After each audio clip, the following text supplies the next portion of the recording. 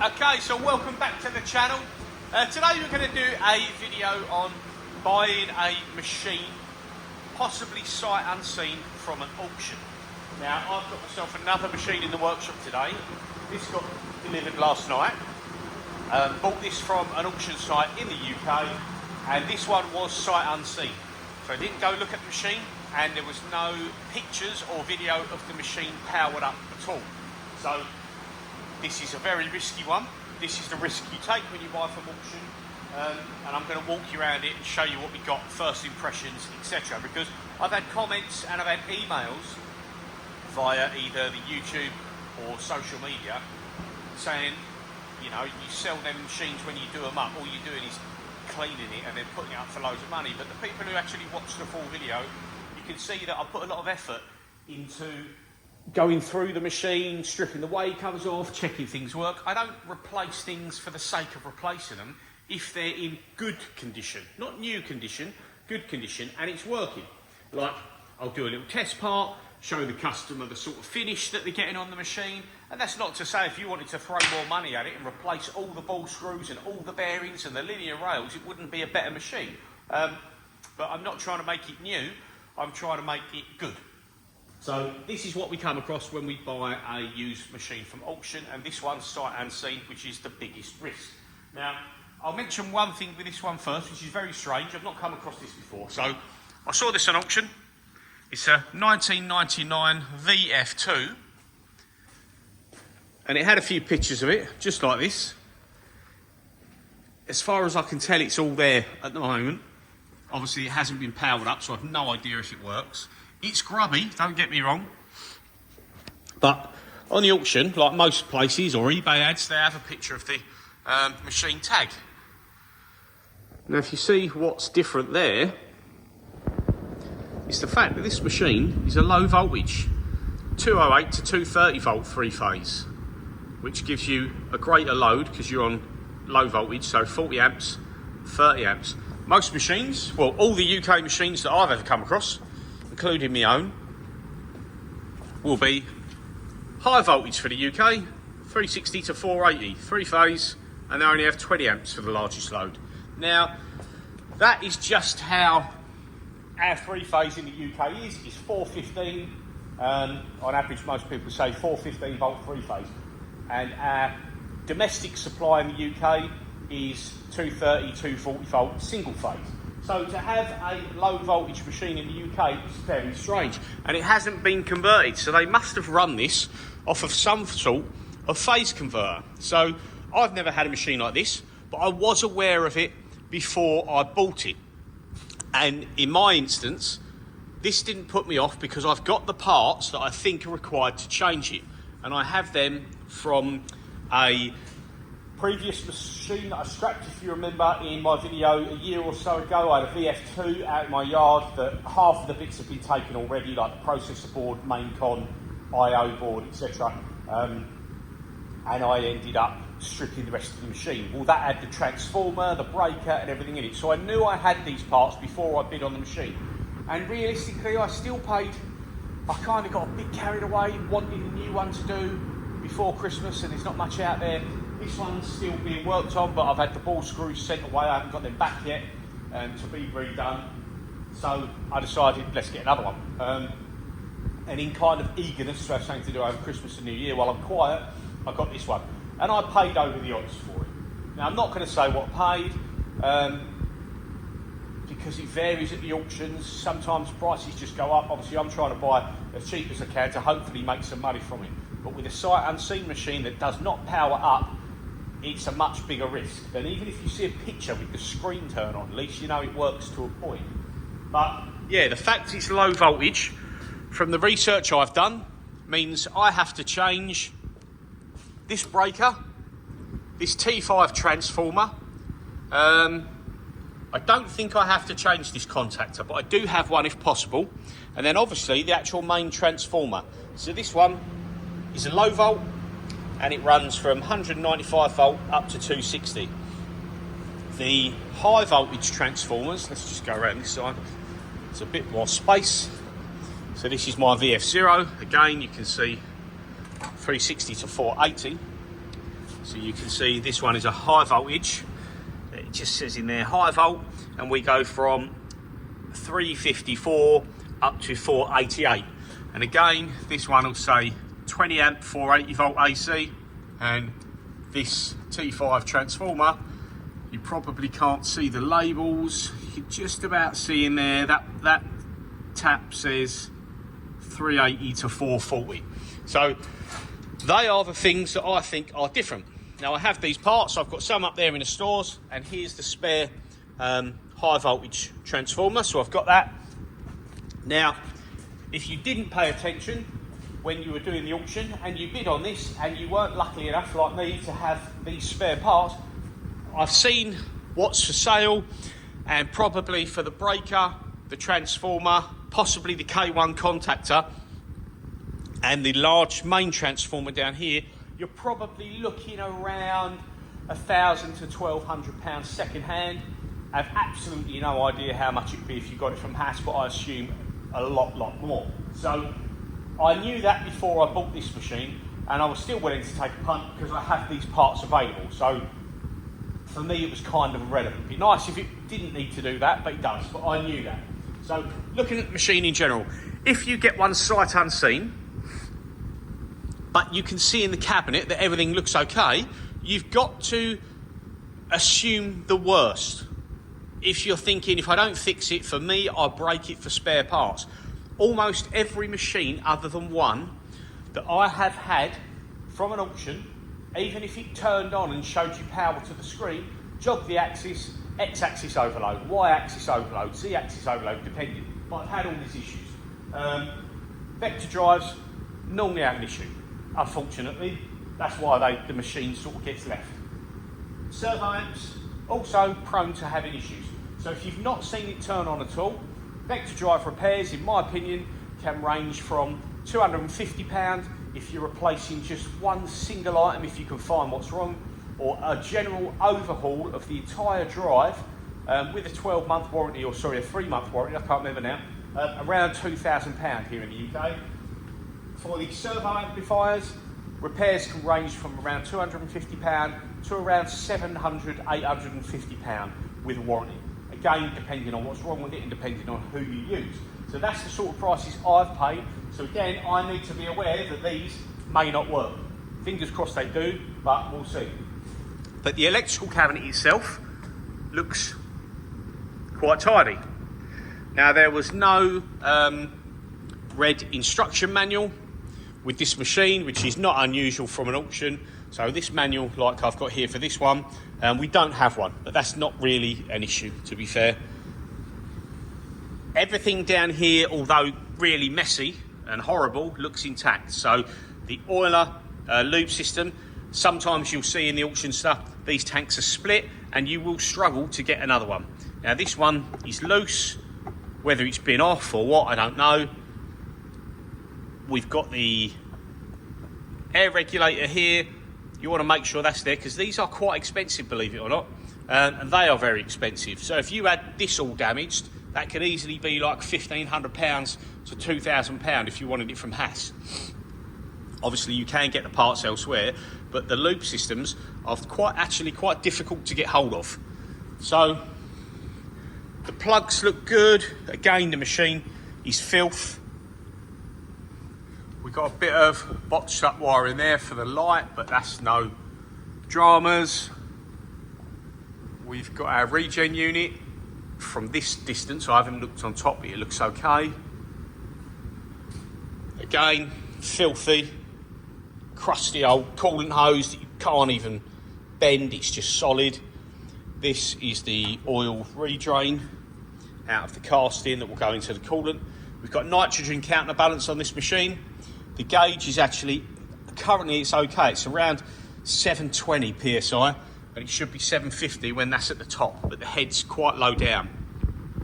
The sheet metal work looks good. Again, it's grubby, filthy, dirty, but needs cleaning, but it's not dented in or bent up, so that's good. Chip chute's been cut down, and a pretty bad job, to be fair, because that is really sharp. So that needs sorting out, replacing, get another one on there, whichever. The control, I'm a bit close to the roller shut door on this one, but the control is grubby. I pushed the buttons and they stayed stuck in, so they need a good clean. No idea if any of this works. We've got a bit of surface rust around here. We've got the beacon just was hanging off. It's got sellotape around it. You can see it's obviously all broken. Not sure if it works, but it is there at least. I've got a few of those. I've got a couple of complete pendants with LCD screens, so I'm not really bothered about a lot of parts. The biggest thing so far I've seen is the tool changer. You can see that is all knackered, and what kind of worries me a little bit is there's tool holders in almost every single one, but they've all been undone. All of the ones are loose. That one you can see is bent. Oh no, it's just there. So it's not actually bent, but all these tool holders are undone, but they've got no tools in. Now that says to me that at some point somebody's taken the tools out of the holder without taking the holders out of the carousel, because I think the carousel's got problems, big problems, and I assume by looking at it and how the trap doors are all bent up and done that it may need to be replaced. So if you were buying a machine second hand and you need to replace a carousel, that's going to cost you about £1,000 for the plate on its own. It's £940 or £70 plus that, plus delivery from Haas, because I've bought them before. But again, I've got 2 or 3 of those now. So that's an expensive piece if it doesn't work. We've got cable ducting. That is falling apart, so that needs replacing. And if you look down here, this bracket here that's all bent is what slides in a groove in the trapdoor. I say trapdoor, like the tool changer door. And that bracket has a pin on the bottom.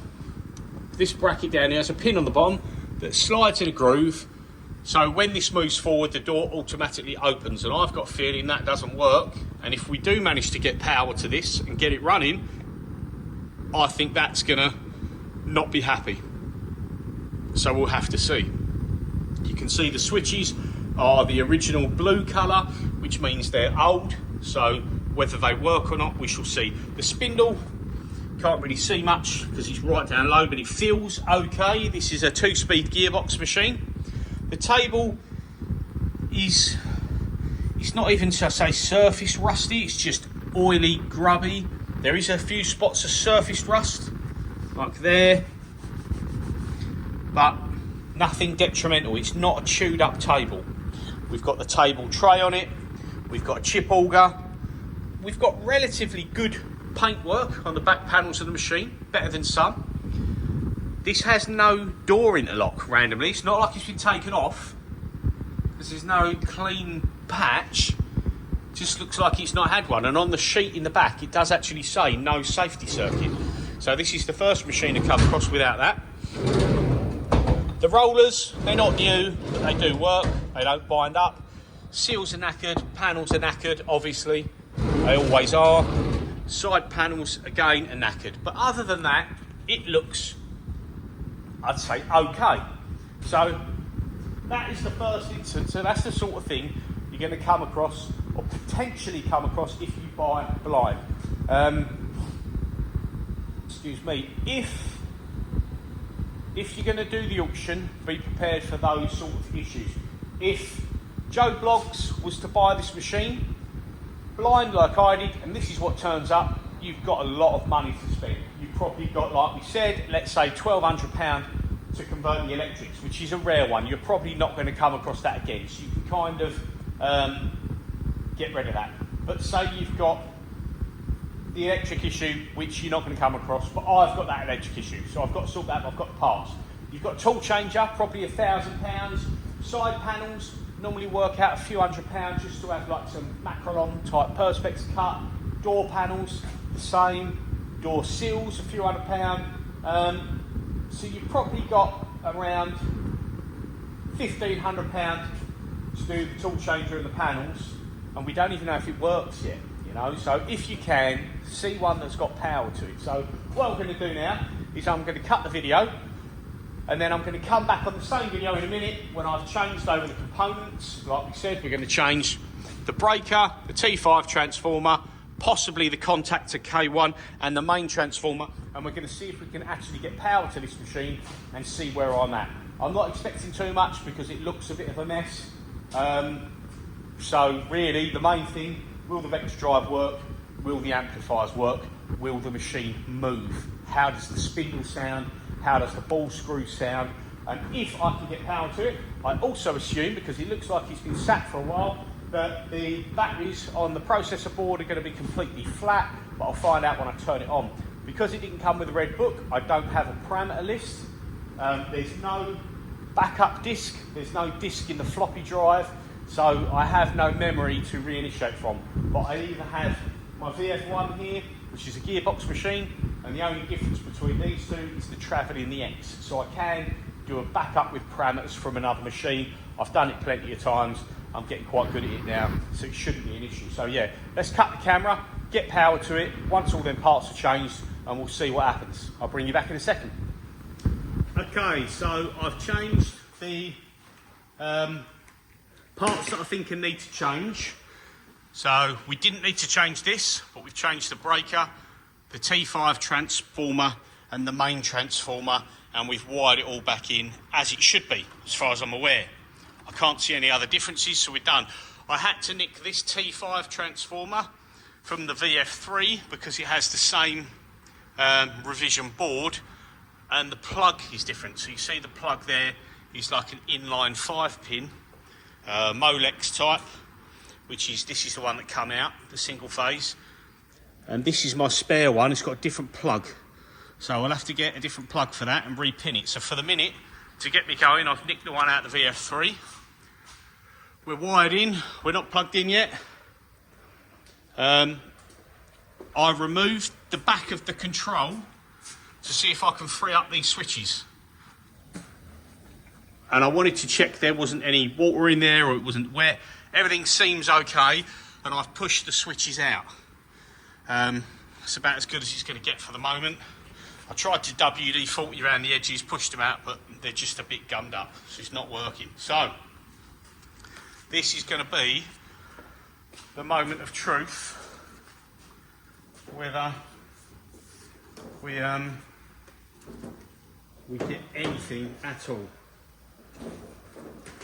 I expect flat battery, to be fair, so I'm not overly optimistic at the moment, but you've got to start somewhere to see where you're at, I suppose. So I always use just an extension lead for the ones I'm working on in the doorway. Now this is only a 16 amp 3-phase, and the machine says 20. We're on, but I've never had an issue, and I don't run them permanently. Yes, I do run a little test part, but it's never been an issue. Worst case, it should trip out. So, right, we've got fuse lights on there. So, orange lamps indicate blown fuses, over voltage protection. So that fuse is good, these two are blown. So we'll pop them out, and then I can't do it one-handed, so we'll cut them off and I will open up them fuses and we'll come back in a second. Okay, so we just changed them two fuses that were blown, and they're slow blow, which I haven't got. I've just got normal half amp. So they're half amp fuses, 250 volt. I only had standard ones. I'm not sure if that's going to be an issue, but let's go. No, same issue again.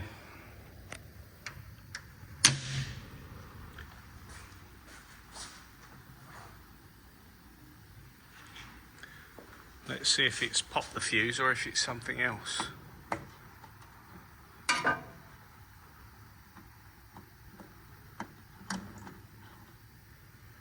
No, it has cooked that fuse completely. So no doubt it has also cooked the other one.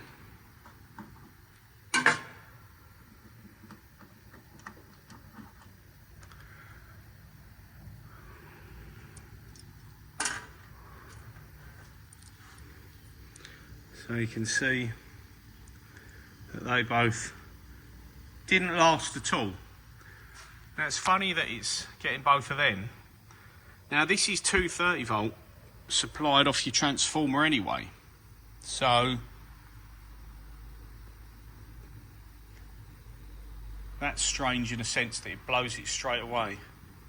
I don't know if that's the fuse or what. What I might do, because this one's down for at least probably a week, I'll see if that's got proper fuses in it. We'll put them ones on the side. We'll have this off, and I'll see if I can find slow blow. But when a fuse blows, see, these are 1/2 amp slow blow.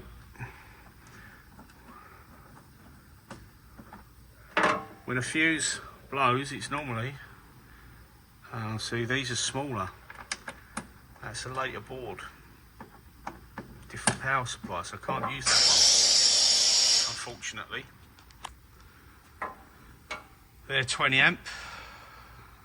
So I'm going to have to see if I can get some other fuses to see if we can work that one out. I can nick them out of the VF3, but if I blow them, then that machine's down. So I'll see what I can get and we'll come back. Okay, so I've sussed out something with the fuse issue, and it seems to be that this board is different. Now I popped out to get some fuses, and then whilst I was out, I spoke to one of the electrical guys I know, said, oh, I need some fuses because this board keeps popping it. The machine was US spec, 3-phase, 230 volt, and I'm converting it to 415, etc., you know, and I've done it all, but it keeps popping these fuses. And I showed him a picture, and he said it could be something as simple as these little resistors and stuff are different. So I had a board spare from the scrap VF2 last year. So this is the one I've removed, and the colour of them components and them resistors, the banding is different. So for whatever reason, that and these is not set up for the high voltage. They can probably be changed because everything else appears different other than them. So I swapped over that board, and now we're going to try. So I've got some slightly different fuses, still the same rating, just a different brand. I've plugged it all back in except these, and these are coolant because they're a different plug. They've got them plugs on, which are there, compared to, I've got these, and one of them isn't even there, but it's like through spindle coolant, so it doesn't actually have that.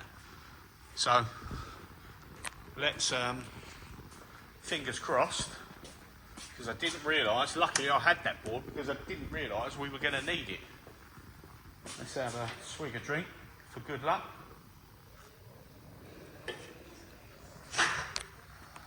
And we'll turn it on and we'll see what we get.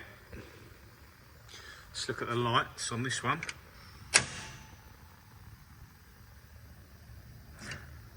Well, nothing happened. Oh, I hadn't plugged that one back in.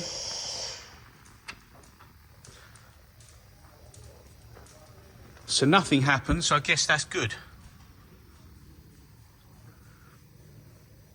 Not sure what that is. We were turned on, weren't we? Right, we're on there. We're powered up there. Fire extinguisher at the ready.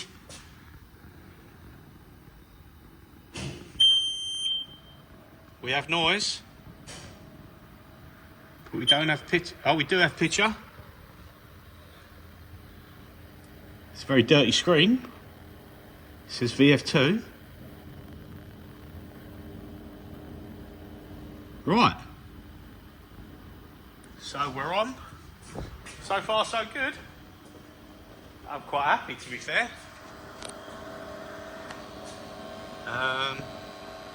So we've got no lights out there. We've got our lights here. We've got a green on all 4 cards. We've got no fault lights. We've barely got a high voltage light present. It is there, but it's barely on.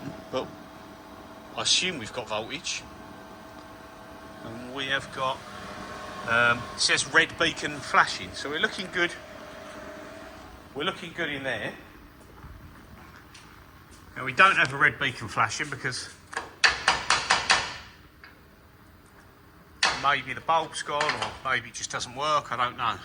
I can't bring the control any closer, but so if we go to, I don't want it to tool change and I don't know what tool number I'm on. It says it's in tool 1, but I don't want it to tool change, so what you want to do is 0 single axes if it does it. Let's have a look at alarm history. So if you arrow left when you're on there, it brings you to the alarm history. So if we've got machine powered up, off, powered up, off, fireable, low air pressure, fireable. Well, the good thing is I'm not seeing any like over voltage, this, that and the other. I'm not seeing any bad issues. This is all multiple codes, air pressure, H&T not matched, CNC powered up. So these just look like normal. Right? I've got low lube, invalid IJLK, so it looks like they were doing MDI. So there's no real, oh, we've got shuttle fault in there, but the date, that says 18th of the 6th, 23. So I don't know how good the date is. Anyway, let's take the e-stop out.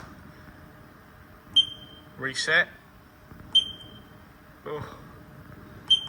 Right. So nothing's tripped. See if there's a light working. Oh, the light. Oh, and it's an LED one. Right. So, oh, it's quite good, this, isn't it? Let's see if the Z moves. Everything's out of the way, so we do 0 return, Z, 0 single axes. Oh, we're moving.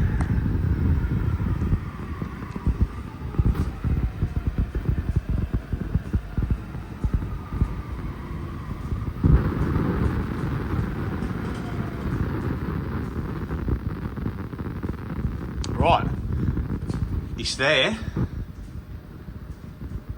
Got oil on the spindle. Can at least see it now. Doesn't feel too rough. Lots of swarf everywhere. Let's try 0 return, X single axes.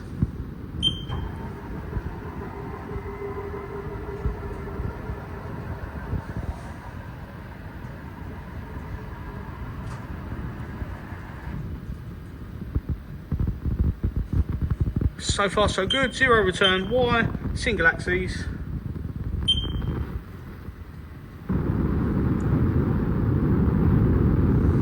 That's good. Now if we do 0 return Z G28, because it will go to tool change height. Right, so everything is hung, so let's go for a jog.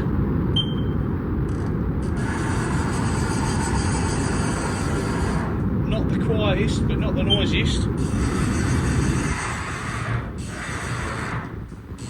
Sounds okay.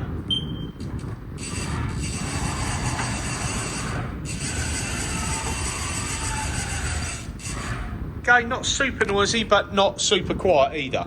I'd like it to be a little bit quieter than that, but that is good so far. Now, I'm not going to attempt anything to do with the tool change because I said before, I think there's issues with this opening. So I think that's a problem. Right, if we look at this, see someone's been using it because we've got MDI, sorry about the picture, it's a bit glary on there. The screen's probably really dirty. Let's see if we can grab a bit of towel in. clean the screen up a bit, maybe. It's a wee bit grubby there. Right, so we've got MDI program on the screen. So someone's been using it. You go into list programs and there's 317 programs. Go into settings and it's got its serial number. It's set to millimeters. So someone's been using it. Go parameters. It's got its rigid tapping, spindle orientation, rotation and scaling. Let's go to MDI, so raise that, M3S, so spindle at 100 RPM, because we don't know if it'll change gear. Your machine's too cold, cancel. Right, changed gear. Now if I stop that, that's now in low gear. So that's a bit oily.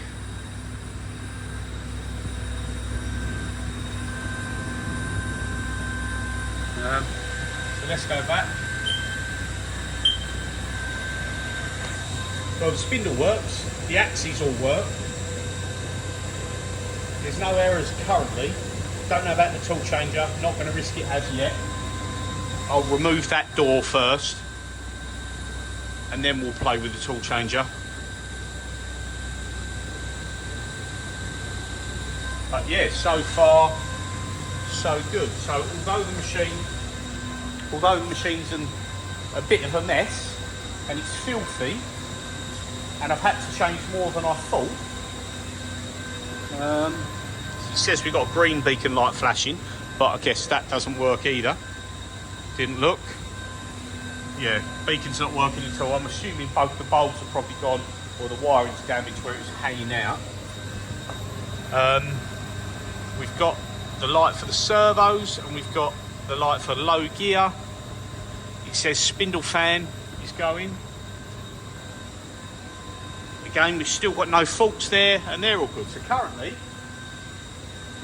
because I'm lucky enough to have these parts, it looks like that's a bit of a win. In theory, I've done someone else a favour by buying this, because if they'd have bought this, I doubt they'd have had anything to change that and they'd have had to go buy a step-down transformer, which I'm sure you can get. No idea of cost, but I'm sure you can get one. So, basically we're up and running. I'm gonna have a just quick look at this air pressure. We're at 5. About 740, so we're an absolute tiny bit low on that, but so is that machine, to be fair, and it's not an issue. Yeah, we're fully up and running. We don't know how it sounds with high RPM or anything like that. Not going to attempt it. I will attempt to see, because there's no tool in there. Let's just stop that. MDI, and we'll see if this works.